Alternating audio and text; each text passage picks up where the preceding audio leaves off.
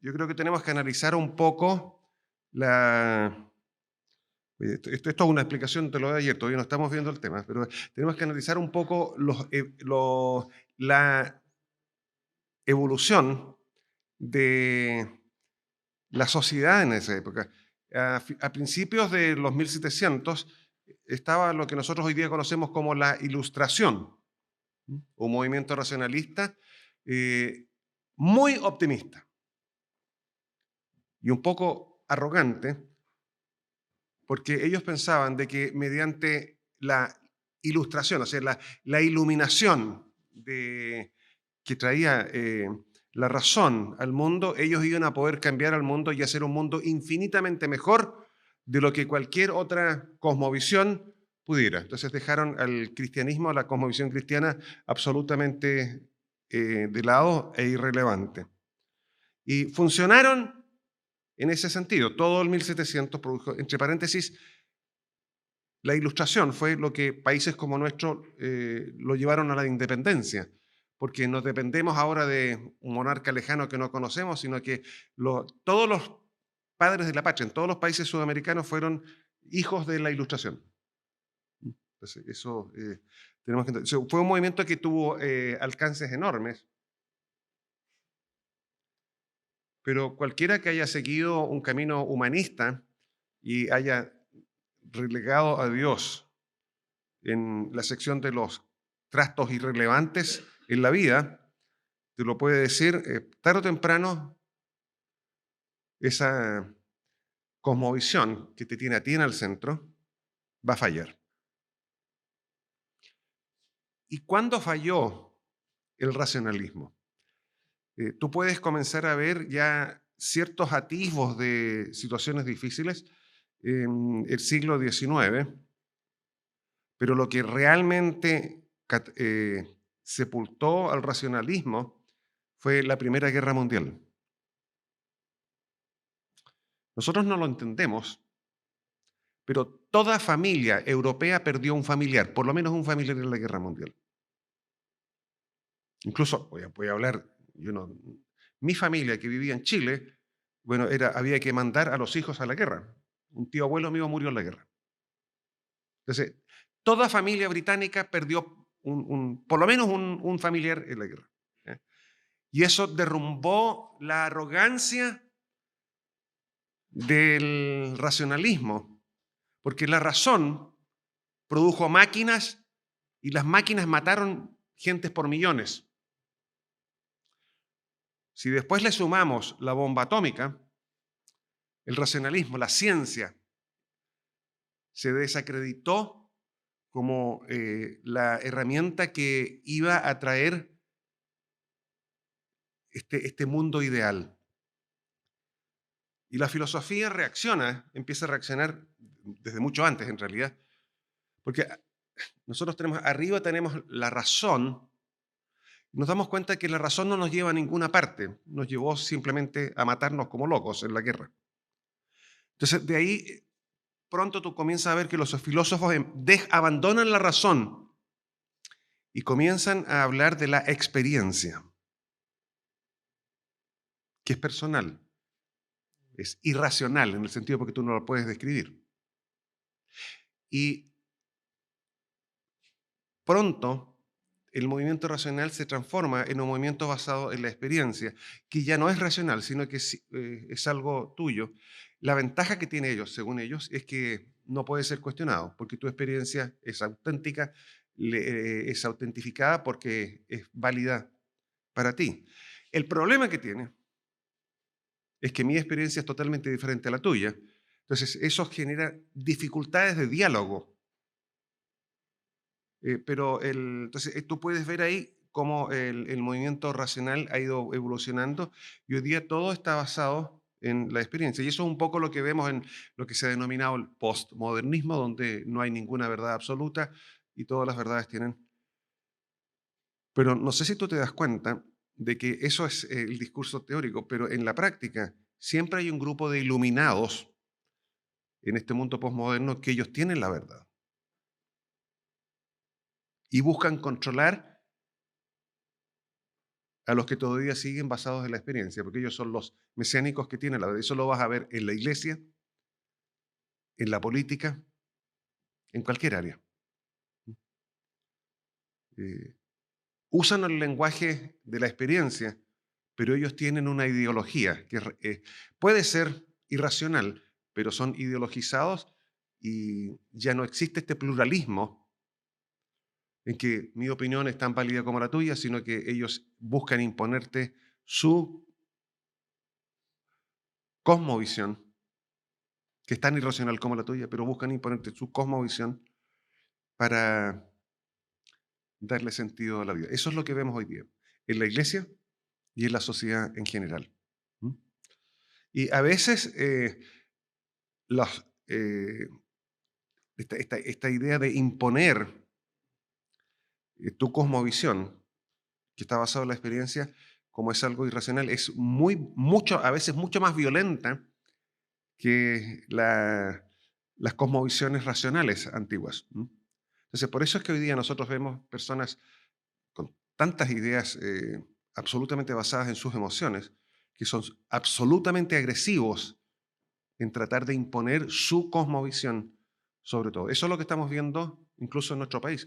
Parte de lo que vemos en la Constitución tiene que ver con eso, en esta nueva Constitución. Entonces, eso es para que nosotros veamos un poco la evolución del movimiento racional, que ya no es racional, es experiencial. Entonces, eso era como una manera eso era como un pequeño resumen. Espero que haya ayudado. Y si quieres leer un poquito más sobre ese tema, Francis Schaeffer,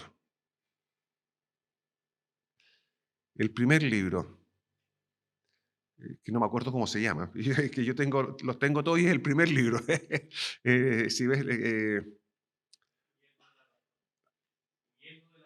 Huyendo de la razón. Y ahí él tiene hasta un monito donde lo que acabo de decir yo está explicado en un gráfico.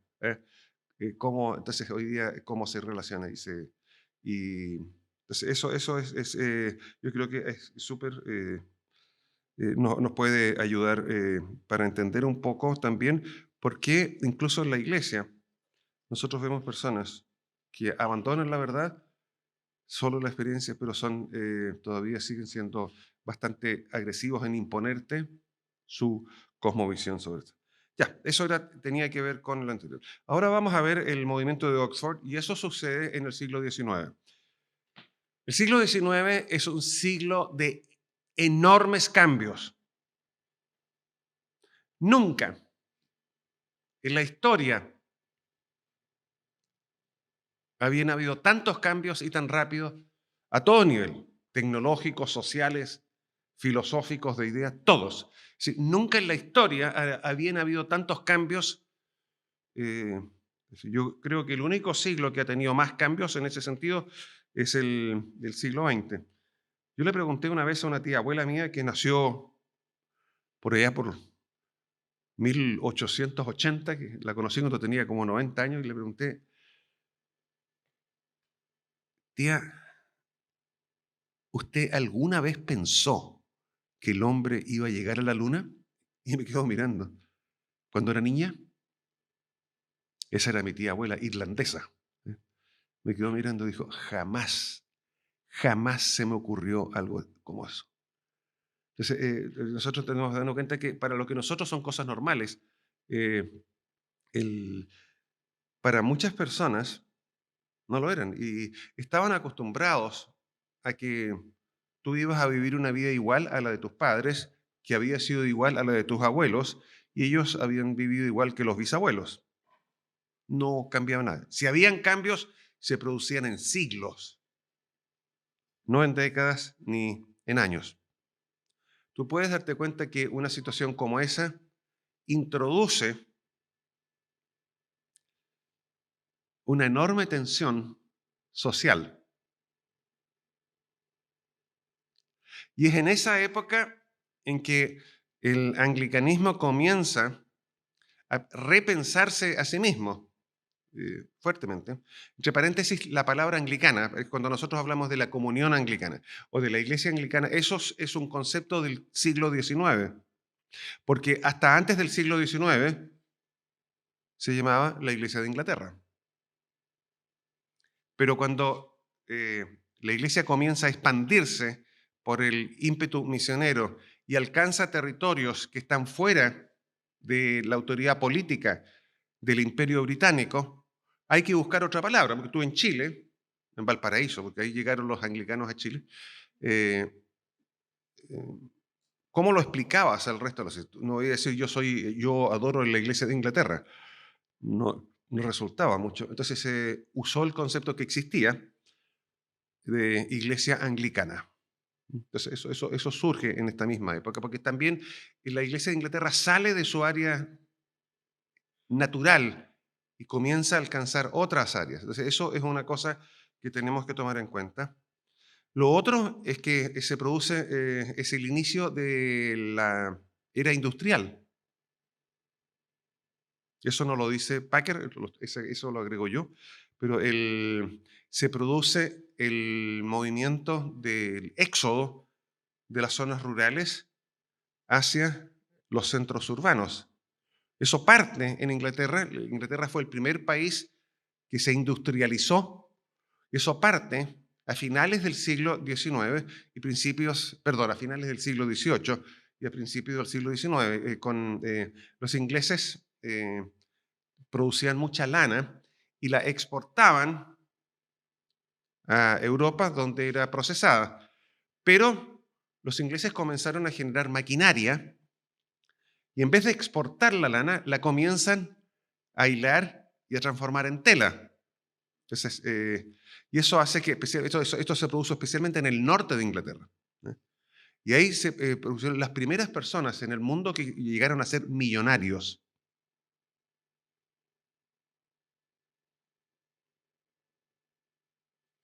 Las ciudades crecen exponencialmente.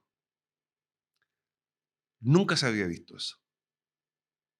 Tú nacías en tu villa, en tu aldea, y morías en tu aldea. Pero ahora no, tú emigras y te vas a la ciudad. Y si eres obrero, vas a vivir en una casa callampa en la ciudad. Porque hubo las primeras generaciones en la ciudad vivieron en condiciones horripilantes. Inglaterra estaba cambiando. Hasta ese momento, el Parlamento era el lugar donde se decidía todo para la Iglesia de Inglaterra. ¿Quién designaba el alto clero? La autoridad política, el primer ministro inglés. Si había que legislar algo sobre la Iglesia de Inglaterra, ¿quién producía la legislación? No el sínodo, porque no existían los sínodos, no las convocatorias, porque hace un siglo se habían parado las convocatorias. Las convocatorias son reunión del clero, obispos y presbíteros. Tampoco existían. Toda esa autoridad, capacidad legislativa de la Iglesia había sido entregada al Parlamento. Y lo que había sucedido es que el Parlamento simplemente no había hecho nada. Y por 100 años no se hizo nada. La Iglesia había entrado en un periodo de inactividad en cuanto a adaptarse a las nuevas cosas. Lo que primaba era mantener el statu quo. Ahora, uno puede criticar eso, pero tienes que entender de que en el 1600 la Iglesia fue la causante de una guerra civil, las ideas religiosas. Y el país dijo, nunca más guerras civiles. Entonces, la Iglesia, hagan todo lo que quieran, pero no muevan el bote. Entonces se les quitó toda capacidad de generar tensiones y ambientes. El Parlamento asumió todo ese rol. Eso empieza a cambiar en el siglo XIX, porque la sociedad está cambiando. Inglaterra ya no es una sociedad monocroma. No todos son miembros de la Iglesia de Inglaterra. Se produce una enorme emigración desde Irlanda hacia Inglaterra, personas que viven en la pobreza absoluta, rural, irlandesa, comienzan a escuchar de que en Inglaterra se están instalando unas cuestiones que se llaman fábricas y que tú puedes ir para allá y ganarte tus piticlines y puedes comer, ganarte tus pesos, en realidad libras. Porque eh, son los primeros obreros, el proletariado.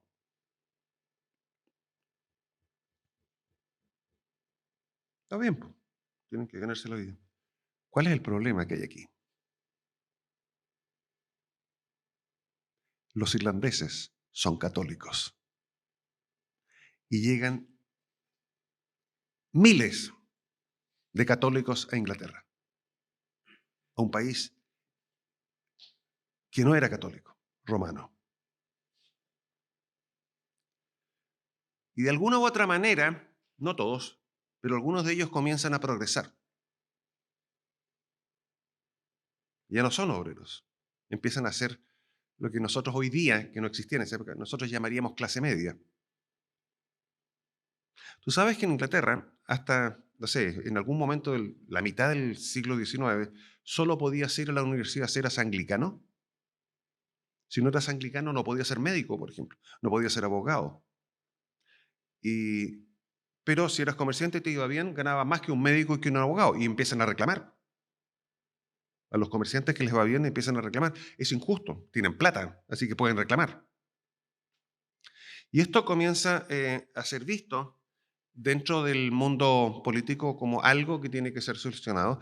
Y en la década de 1820, de la década de los 1820, hacia finales de eso, comienzan a otorgársele derechos políticos a personas que antes no tenían derechos políticos. Tampoco podía ser oficial ni del ejército ni de la armada. Si había un católico en el ejército, era un criptocatólico, un católico en secreto, porque tenía que ser anglicano para ser oficial. Soldado podía ser cualquiera, pero oficial tenía que ser anglicano.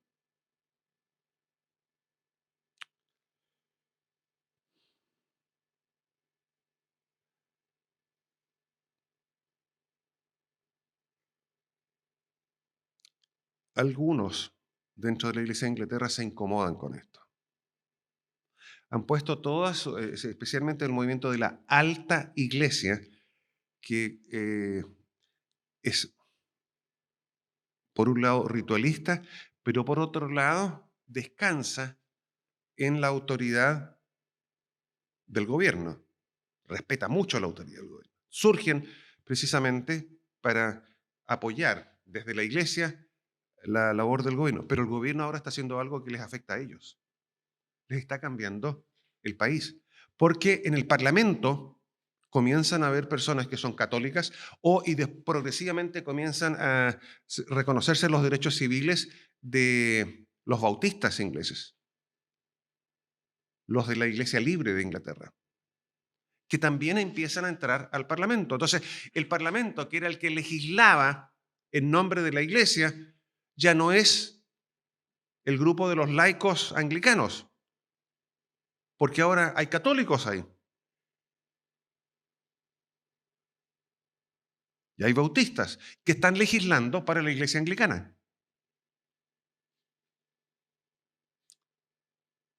Entonces, lo que tiene que ver este enorme cambio sociológico que se está produciendo, tecnológico, eh, ahí surge el tren. Tú puedes viajar. Antes, la mayoría de la gente nunca salía de los 30 kilómetros alrededor, pero ahora puedes viajar 500 kilómetros en un día.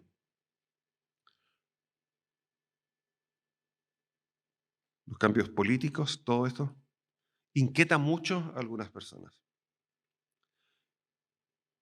Y se dan cuenta de que esta desidia o inactividad de la iglesia en cuanto a ser responsable de su propio destino es algo que tiene que ser cambiado. Y evidentemente tenía que ser cambiado. Porque el Parlamento inglés ya no era la Iglesia de Inglaterra legislando, porque habían personas que no eran anglicanos ahí. Esto afectó mucho, especialmente a personas de la alta iglesia, que comienzan a ver esto, y la gota que rebalsó el vaso fue cuando el Parlamento, unilateralmente, sin autorización de la iglesia no tenía ninguna manera de autorizarlo porque no tenía ningún cuerpo legislativo, el Parlamento decide abolir episcopados en Irlanda. En ese momento la iglesia, es decir, el Parlamento inglés legislaba para Inglaterra, para Escocia y para Irlanda. Y en Irlanda tenías el caso de que todo el mundo tenía que pagar un diezmo, católicos incluidos, para mantener la iglesia de Irlanda, que era anglicana. Entonces tenía católicos pobres financiando, no voy a decir anglicanos ricos, pero financiando iglesias. Y de repente tenías una diócesis con un obispo pagado con impuestos que tenía 5 clérigos, la diócesis, pero financiado con los impuestos de los católicos. Los católicos eran los que pagaban los impuestos, porque el campesinado era católico. Entonces era lógico que eso cambiara. Pero este grupo de alta iglesia dice, sí, es lógico, pero no tiene por qué hacerlo el Parlamento. Eso nos toca a nosotros. Y ellos comienzan a buscar esta idea de revitalizar la iglesia, cuestionar el statu quo. Los evangélicos en esa época, que habían sido responsables de una guerra civil, piolita, simplemente se dedicaban a evangelizar y discipular y no se involucraban en los temas políticos. Y surge este otro grupo de pensadores, surge en una universidad. Normalmente todos los movimientos surgen con gente joven. Incluso lo vemos en Chile, es decir, surge con gente joven, idealista, y un grupo de alumnos y tutores jóvenes, profesores auxiliares, sería, o instructores. La primera, no los profesores seniors, sino que los más jóvenes, eh, comienzan a pensar, y eso surge en Oxford. Por eso el movimiento se llamó Movimiento de Cambridge. No, se llamó Movimiento de Oxford. Eso a ver si estaban dormidos. Y ellos comienzan a crear esta iglesia, entonces buscan cómo nosotros podemos retomar la iglesia y qué tipo de iglesia queremos. Porque eso es lo que sucede. ¿Qué tipo de iglesia? Entonces, esto, lo que voy a decir ahora no es idea mía, lo tomo de mi profesor de historia cuando yo estudié en el seminario. Ellos miraron alrededor qué es lo que tenemos aquí en todo lo que vemos que nos hable de estabilidad y de grandeza. Las catedrales góticas. Tú ibas a una catedral, un edificio imponente que llevaba 500 años. Y tú entrabas y te sentías minúsculo, porque el edificio era enorme. Hablaba de estabilidad, hablaba de grandeza. Y tenía, por esas luces, algo de misterio. Entonces dijeron, quienes produjeron eso, dieron en el clavo. La iglesia medieval. El problema es que la iglesia medieval era católica romana, no era anglicana. Y ahí comienza en esta idea de ser, volver a retomar el sentido del control de la iglesia, se mezcla con esta idea de buscar un ideal que no es bíblico. No sé si se dieron cuenta, no fueron a la Biblia, fueron a la tradición. Estoy tratando de resumir un poco la génesis del movimiento de Oxford. Por supuesto que tienen ideas, comienzan a escribir, y lo que comienzan en su primera instancia, decir que el verdadero carácter de la iglesia anglicana no lo vas a encontrar en Cranmer, no lo vas a encontrar en los 39 artículos, no lo vas a encontrar en el libro de oración común, no lo vas a encontrar en las homilías, no lo vas a encontrar en el ordinal, lo vas a encontrar en esa majestad misteriosa de las catedrales. Y lo que nosotros tenemos que hacer, decían ellos, es replicar eso hoy día. Bueno, no fueron tan burdos porque no podían decir que los 39 artículos no servían y trataron en su primera etapa de decir que los 39 artículos, no, si los 39 artículos buscaban idealizar esa gran iglesia medieval. Lo de Cranmer no, sí, pero y tú, si lees los primeros autores, Newman, John Henry Newman, es el más conocido de los teólogos del movimiento de Oxford, lo que buscan es demostrar de que el verdadero espíritu anglicano está en esto que yo mencioné, de la catedral, de la majestad, y que la iglesia tuviera esa pompa que hablaba de seguridad.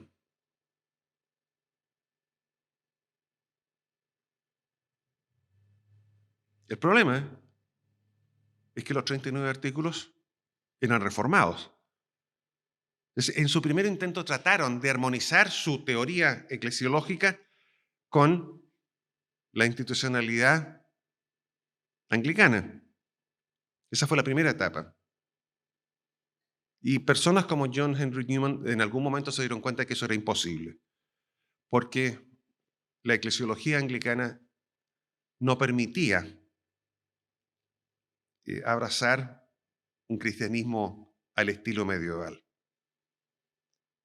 Y John Henry Newman abandona la iglesia y se hace católico romano. Muchos anglocatólicos, muchos del movimiento de Oxford terminan en la iglesia católica romana. ¿Qué cosas incluyen ellos?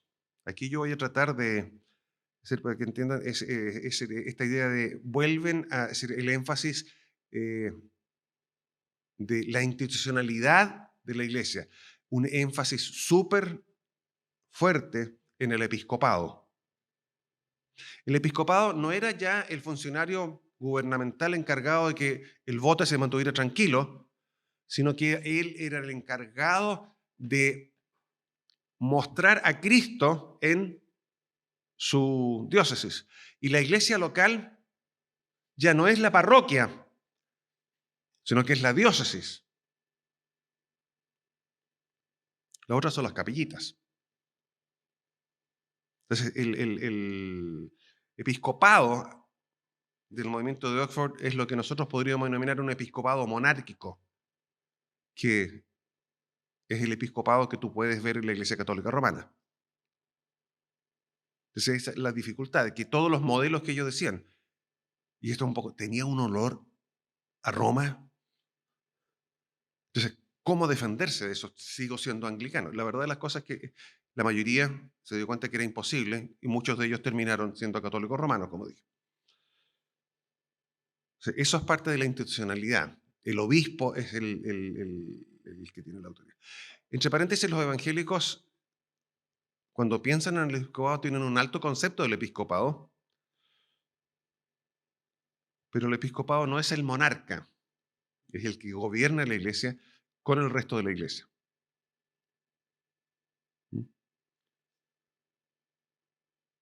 Eso es un área de pensamientos que introduce el movimiento de Oxford. El otro tiene que ver con la vida diaria de la iglesia. El centro ya no es la escritura, el centro es el rito que se hace en este edificio imponente. Por eso es que en el siglo XIX se produce un resurgimiento del estilo gótico, el neogótico. Todas las iglesias construidas desde la segunda mitad del siglo XIX hasta, yo diría, más o menos la primera mitad del siglo XX, son de estilo neogótico, porque la idea es que el edificio imponente hacía ver que tú eras minúsculo y necesitabas de Dios. Entonces entras al edificio y en el centro del edificio, ¿qué es lo que hay? El centro de todo es no la Santa Cena, la Eucaristía,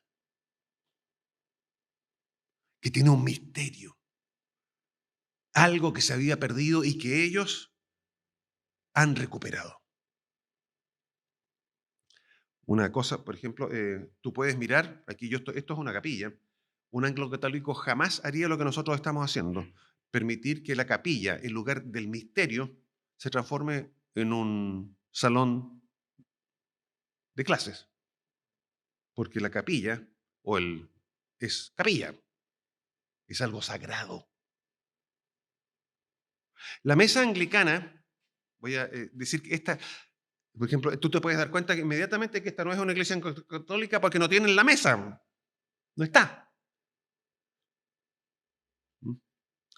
Para que ustedes se den cuenta, en el mundo evangélico, tú tienes, si tú quieres una iglesia evangélica, tiene el púlpito y al lado, al mismo nivel, la mesa del Señor. Entonces te están diciendo, tú entras, golpe de vista, la escritura y los sacramentos. Los sacramentos se iluminan a través de la escritura. Entonces, en una iglesia más anglo-católica, la preeminencia total la tiene la mesa, que deja de llamarse mesa y comienza a llamarse, adivinen cómo, altar, que es la palabra medieval.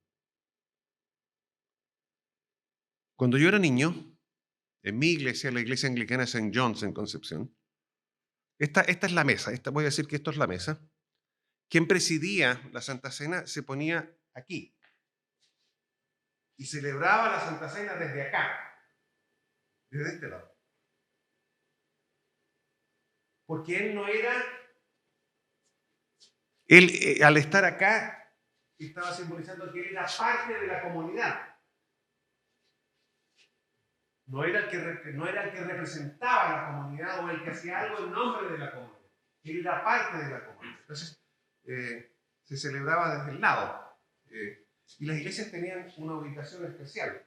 En este momento no me pregunten cuál es porque no me acuerdo, pero tenían que estar orientadas de cierta manera. Pero normalmente era que tú estabas en la mesa. Si esta es la mesa, tú estabas mirándolo de allá, en este lado de la mesa. Entonces, la iglesia la movías para que la mesa estuviera orientada de cierta manera. Construías la iglesia. Bueno, el anglo-católico lo que hizo fue produjo una cortina que estaba acá atrás y que tenía dos alas. Entonces ellos, para proteger el misterio, lo sagrado de esa mesa, ponen estas alas que tapan. Y la idea era que esas alas tenían los colores litúrgicos. Esa era como la excusa que tenían. Pero en la práctica, tú ya no podías instalarte aquí porque aquí había una cortina. Entonces, ¿dónde te instalabas? Aquí. Celebrabas así. ¿Qué es lo que significa?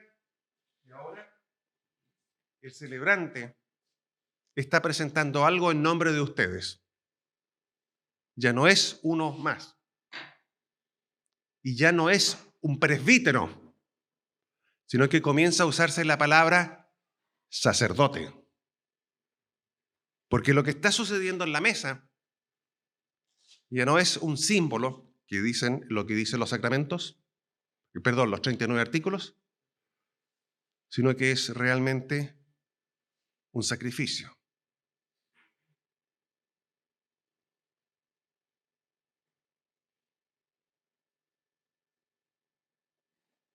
Y el sacerdote de alguna manera intercede, tiene poderes especiales, clericalismo, se introduce de nuevo el clericalismo que se había abandonado en la Reforma. Y a través del ejercicio de los sacramentos, el sacerdote tiene el poder de impartir él la gracia hacia las personas. Por ejemplo, el bautismo en el movimiento anglo-católico, al igual que la Iglesia Católica Romana, otorga carácter. Si tú eres bautizado, automáticamente por ese hay algún misterio, te otorga el carácter. Ya no hay fe. No eres cristiano por gracia. Eres cristiano porque alguien te bautizó, alguien que tenía la mano mágica. Que tenía la capacidad. Y esa mano mágica se la había otorgado el obispo. Por eso la ordenación pasa a ser un sacramento. Los anglicanos evangélicos, los anglicanos que leen sus 39 artículos, confiesan dos sacramentos, que son bautismo y la Santa Cena. El movimiento anglo-católico vuelve a utilizar la concepción romana de sacramento. Yo no me los conozco todos, pero son 7. La confirmación es uno de ellos. El matrimonio, la ordenación, son 7. Entonces le otorga a un grupo dentro de la iglesia un carácter que lo eleva sobre el resto. Ahora, este grupo, como todo grupo idealista, fue muy potente, no hay que negar eso. Y llegaron rápidamente a ser un grupo dominante. Y mucho, excepto en el área evangélica dura, una iglesia anglicana normal en un mundo anglosajón ha sido fuertemente influenciada por el rito anglo-católico. Puede que no sean anglo-católicos, pero el rito ha funcionado. La vestimenta normal de un presbítero anglicano es sotana. La sotana era un abrigo común y corriente, negro. Y sobre eso tú te pones un sobrepelliz, es el parte blanco, que era normal, que era, cualquier persona que estaba en la iglesia lo usaba, que tenía algún oficio público lo usaba, no había ninguna diferencia. Y para demostrar que tú eras una persona que tenía la capacidad de predicar, usabas una bufanda, bufanda, que indicaba que tú eras una persona que tenía autorización para enseñar algo. Entonces, la predicación y los sacramentos eran pedagógicos. Eso era el principio de Cranmer de los evangélicos que habían intentado marcar. Pero cuando tú comienzas a hacer que el rito, especialmente la Eucaristía, porque esa es la palabra que usa el libro católico, comienzas a vestirte diferente, porque ya no es un efecto pedagógico de la exposición del mensaje del Evangelio, sino que comienza, ahora lo central, es el rito. Entonces la vestimenta empieza a variar. ¿Y qué vestimenta es la que se utiliza en ese ambiente? Rápidamente la sotana y el sobrepelliz comienzan a dejarse de lado y comienza a usarse el alba. El alba no es decir, el alba es algo que ha vuelto a la iglesia, lo había abandonado en la época de la Edad Media, ha vuelto por la influencia anglo-católica. Y también no es raro que un anglo-católico en el momento de celebrar la Eucaristía utilice otra ropa en medieval que es la famosa casulla. Yo lo he visto solamente en la iglesia católica, pero en Chile los africanos no la usan. Pero es una vestimenta eucarística. Entonces, ustedes se pueden dar cuenta, que quería ahí explicar. Entonces, ustedes se pueden dar cuenta de que el centro cambió. Ya no es la escritura, pasó a ser la institución. Entonces, el anglicanismo definido por el anglocatolicismo se define en términos institucionales.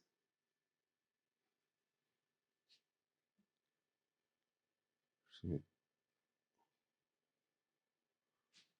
Ya. El anglocatolicismo que nosotros vemos hoy día evolucionó. Es decir, no es el mismo de Newton. Porque hacia final del siglo XIX el anglocatolicismo, a través de un obispo que se llamaba Gore, se produjo. Esa es una casulla. Eso.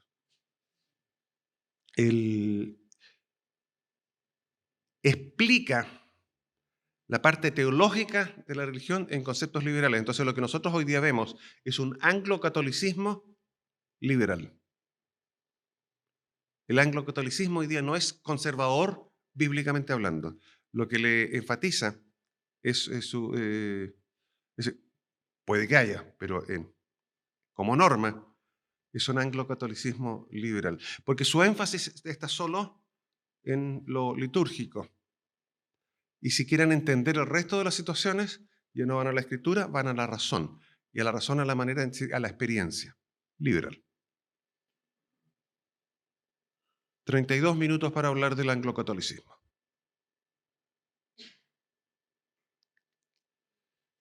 Y espero que hayan visto, no traté de ser crítico ácido, traté de explicar un poco. Ahora, soy evangélico, por lo tanto, me es imposible ser neutral en el asunto, pero tampoco traté de ser tan ácido hacia el anglocatolicismo.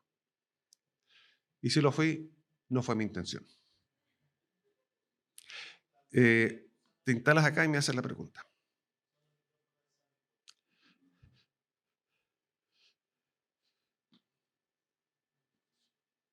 Sí, quería preguntar, em, porque me llama la atención cuando uno investiga o ve otras diócesis, otros países donde parece ser que la influencia anglo-católica es más marcada, más fuerte, encontramos ciertas alusiones a la Virgen María y a los santos.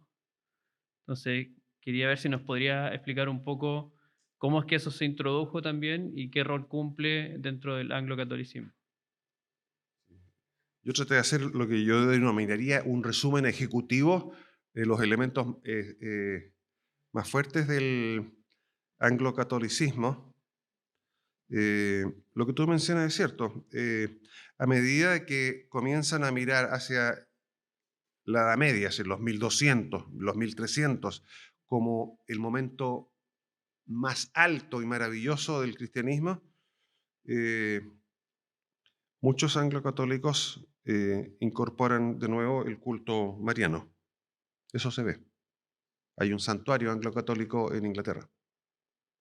Y también renuevan las órdenes monásticas. Lo han hecho. El- Casi todos los grupos, porque en Sudamérica, en todos los países sudamericanos hay pseudo-anglicanos. En Chile está la iglesia anglicana, ¿cómo se llama? Iglesia anglicana reformada, iglesia anglicana ortodoxa, iglesia anglicana evangélica, iglesia episcopal anglicana de Chile, tienen del nombre. Es decir, y en general, una de las características es que todos ellos tienden a utilizar la parafernalia anglocatólica. El obispo Viveros, Viveros nomás, digámoslo en Viveros, ¿cómo es que se llama? La iglesia episcopal anglicana, no sé, no me acuerdo el nombre, pero tiene una cantidad, ese de tener, es decir, un par de millones en parafernalia litúrgica, porque de repente si tú lo ves, sale ahí y tiene una cantidad de mitras. La mitra se incorpora a través del anglo-catolicismo, eh, y esas cosas, entonces, porque es lo que les da sentido. Fíjate, nunca tienen comunidades. Viveros cuando habla, está solo. Nunca hay gente, porque no buscan generar comunidad. Con esta idea de vestirse de esta manera, es como que eso les da sentido. ¿Y qué es lo que ha sucedido? Que al principio se presentaban en Chile como el bastión de la ortodoxia anglicana, que nosotros no lo éramos. Hoy día ya no hablan de ortodoxia, porque hoy día son liberales. Uno de ellos subió ahí un matrimonio gay, con toda la parafernalia. Entonces, esos un poco se va, tienen toda la parafernalia, pero de repente eh, son realmente una iglesia liberal, que se dicen anglocatólicos, porque, pero no lo son, son liberales. Hacen celebraciones como las que tú mencionas, pero tampoco en realidad le da mucho sentido, porque lo que al final termina marcándolos es su liberalismo. Hay anglocatólicos honestos y sinceros que tratan de vivir su anglocatolicismo dentro del mundo anglicano. Existe, ¿eh? Pero hoy día son una minoría. Y es un grupo que no, desde la 1950 ha ido decayendo numéricamente y en empuje.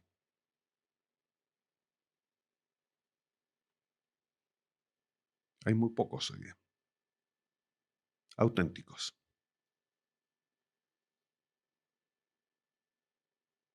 ¿Alguna otra pregunta? Dentro del movimiento de Oxford, he escuchado que había también desde el lado, como lo has mencionado, anglicano, status quo, que se olvidó de la ayuda al prójimo y en este tiempo el proletariado, la inmigración, había mucha pobreza. El movimiento de Oxford o este tiempo, creo que hubo algo al respecto que hicieron en ese sentido. Sí, yo estaba tratando de resumir un movimiento en menos de una media hora. Por lo tanto, es imposible tratarlo todo. La Iglesia Evangélica y el movimiento anglo-católico se caracterizaron en el siglo XIX por una fuerte sensibilidad social. Eh, los anglo-católicos hicieron un trabajo admirable en los barrios pobres, marginales de Londres y de las grandes ciudades industriales, al igual que los evangélicos. Yo me atrevería a decir que la diferencia es que los evangélicos fueron ecuménicos, sería la única diferencia. Ellos no tenían ningún problema de unirse con los bautistas y hacer una misión en ese barrio paupérrimo. Y de repente no era una cosa evangélica, perdón, no era una cosa anglicana, sino que era el City Mission, la misión a la ciudad, que era ecuménica, era no denominacional. Esa sería me atrevo a pensar que sería la diferencia. Ambos grupos intentaban proveer a estas familias que vivían en situaciones paupérrimas educación. Entonces, la escuela dominical, la función era enseñarle a los niños a leer y a escribir. Y eso lo hacían, por supuesto, como dije, los anglo-católicos, pero también lo hacían los evangélicos en esa época. Eh, sí, eso es. Si tú lees el movimiento anglo-católico, también tiene eso. Y también tuvieron un celo misionero. Entonces, fueron y se expandieron su percepción del anglicanismo en otros lugares del mundo. Y vas a encontrar en muchas partes eh, iglesias que fueron plantadas por misioneros anglo-católicos. Una pregunta sobre el proceso entre que hubieron católicos en el Parlamento y lo que los pensadores empezaron a preguntarse qué demuestra la estabilidad y la fortaleza de la iglesia. En eso como que empezó el movimiento, pero no entendí muy bien cómo se desarrolló en ese proceso, entre esos dos.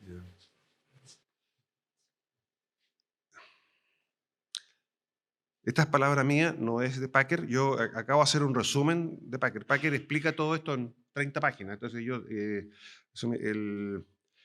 creo que lo que sucedió es que ellos, el movimiento anglo-católico, lo que busca es recuperar para la iglesia el control de la iglesia. Que entre paréntesis en Inglaterra, eso logran recuperarlo. El primer sínodo inglés es en la segunda mitad del siglo XX.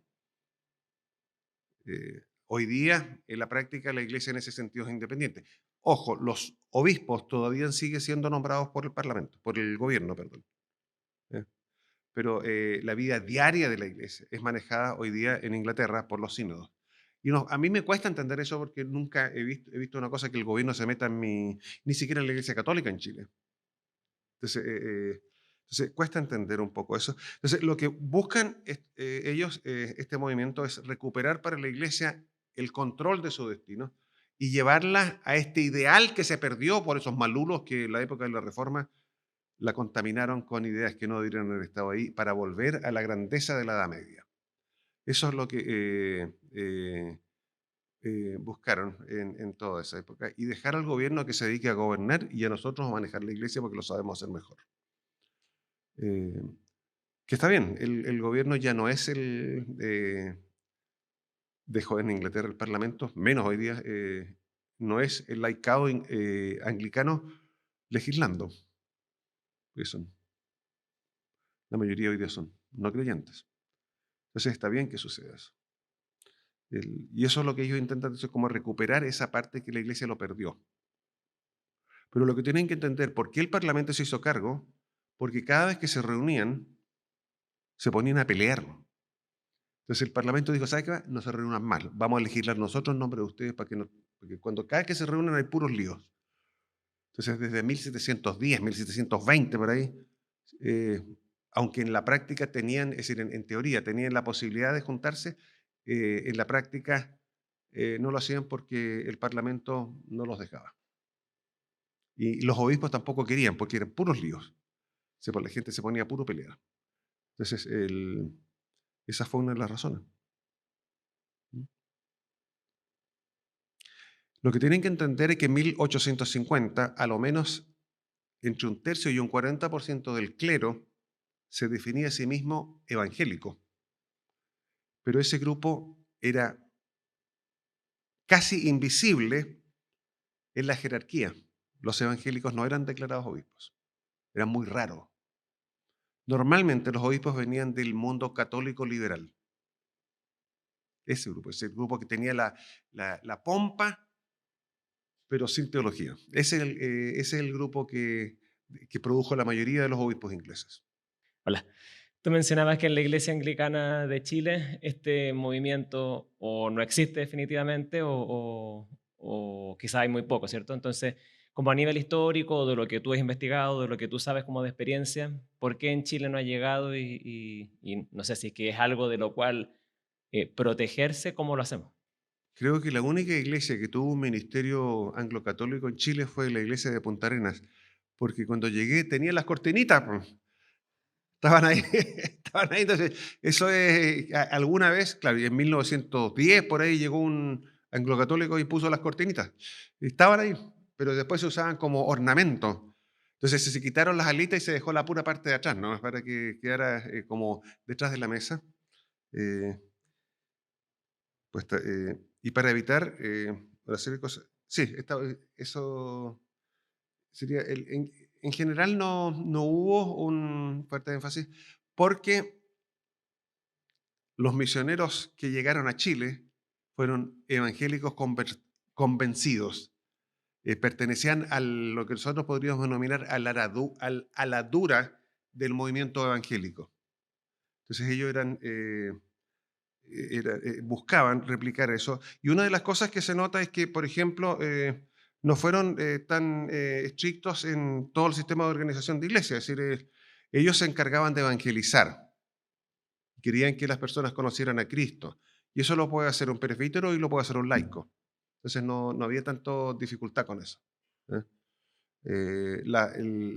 Como el énfasis no era la Santa Cena, eh, no se preocuparon tanto de ordenar rápidamente personas para que hicieran la Santa Cena, la Eucaristía. ¿Por qué? Porque su meta era evangelizar. Y eso yo creo que ese es el distintivo. Y aquí tengo gente de otros países, no todos los anglicanos del resto de Sudamérica tienen la eclesiología que tiene Chile. Ahí se nota, es decir, incluso en la antigua provincia, en la provincia hay obispos que se visten no a la manera evangélica, que la manera tradicional, que es blanco, ese rojo brillante y una bufanda negra. ¿Eh? Eh, se consagró ayer el obispo, antes de ayer, el nuevo obispo boliviano, y usó una capa. Entonces, yo, que soy evangélico, digo, él no, por ejemplo, yo, evangélico, yo no habría aceptado jamás usar eso. ¿eh? Porque yo en el momento clave de mi ordenación, o mi consagración, porque cuando habla el libro de oración común, habla de, eh, uno, como obispo, es consagración, ese es el concepto. Yo habría hecho un statement, entonces me habría vestido a la manera evangélica, que es mi rol es pedagógico, mi rol es enseñar la escritura, mi rol es enseñar el hecho de que nosotros existimos aquí para evangelizar y discipular. Por eso me habría vestido de esa manera. ¿eh? Pero soy yo, po. Y tengo que entender de que no todos en Sudamérica piensan como Sammy Morrison. Es decir, si ustedes me preguntan, eh, la mayoría no me ha visto mucho con vestimentas clericales, pero en Chile se usa, no es tradición, nomás no, se usa una bufanda que tiene